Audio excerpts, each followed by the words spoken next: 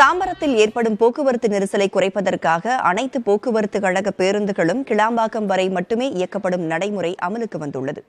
இதன் காரணமாக மாநகர பேருந்துகள் கூடுதல் நடை இயக்கப்படுகின்றன. கிளாம்பாக்கம் பேருந்து நிலையம் திறக்கப்பட்டு ஒரு வருட காலம் நிறைவடைந்துள்ளது. கோயம்பேட்டிலிருந்து பேருந்து நிலையம் கிளாம்பாக்கத்திற்கு மாற்றப்பட்ட போது பயணிகள் வசதிக்காக விழுப்புரம் கோட்டத்தின் அனைத்து பேருந்துகளும் தாம்பரம் வரை இயக்கப்பட்டன. அதேபோல சேலம், கும்பகோணம், கோவை கோட்ட பேருந்துகளில் ஒரு சில பேருந்துகள் மட்டும் தாம்பரம் வரை இயக்கப்பட்டன. அரசு விரைவு போக்குவரத்து கழக பேருந்துகள் அனைத்தும் கிளாம்பாக்கம் பேருந்து நிலையம் வரை இயக்கப்பட்டு வந்தன. இந்நிலையில் தாம்பரத்தில் ஏற்படும் போக்குவரத்து நெரிசலை குறைக்க அனைத்து போக்குவரத்து கழக பேருந்துகளும் கிளாம்பாக்கம் வரை மட்டுமே இயக்கப்படுகின்றன. அங்கிருந்து வந்து நான் தாம்பரம் போகணும்னு சொன்னேன். இல்லை கிளாம்பாக்கம் வரைக்கும் தான் போகணும் போவோம் அப்படின்ற மாதிரி டிரைவர் கண்டக்டர் சொன்ன வலியுறுத்தினால நான் அங்கேருந்து இறங்கி வரதுனால மறுபடியும் இன்னும் ஒரு பஸ் பிடிக்கிற மாதிரி எனக்கு ஒரு சூழ்நிலை உருவாகுது.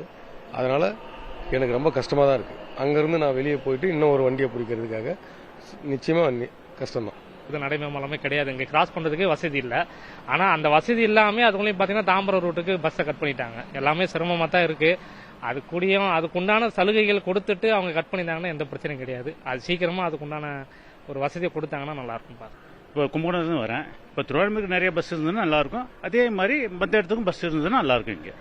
இங்கேருந்து கிளாம்பாக்கம் நிறுத்துறது கஷ்டம்தான். மக்களுக்கு எல்லாம் டிக்கெட்டு ஸ்பேரும் கொஞ்சம் கூடுதலாகும் போகிறதுக்கு.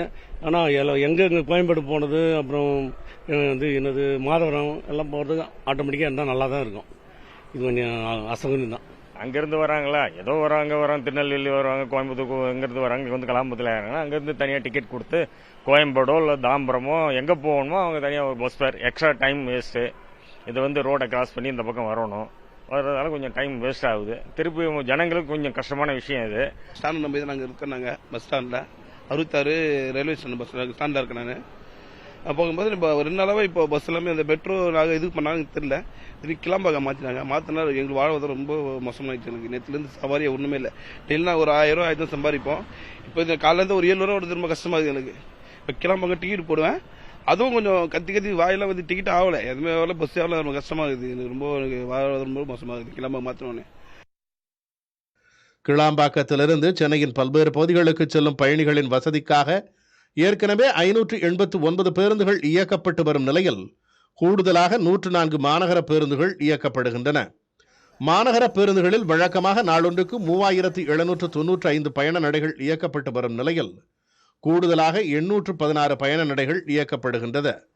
வார விடுமுறை மற்றும் பண்டிகை காலங்களிலும் இதே நிலை தொடரும் என எதிர்பார்க்கப்படுகிறது.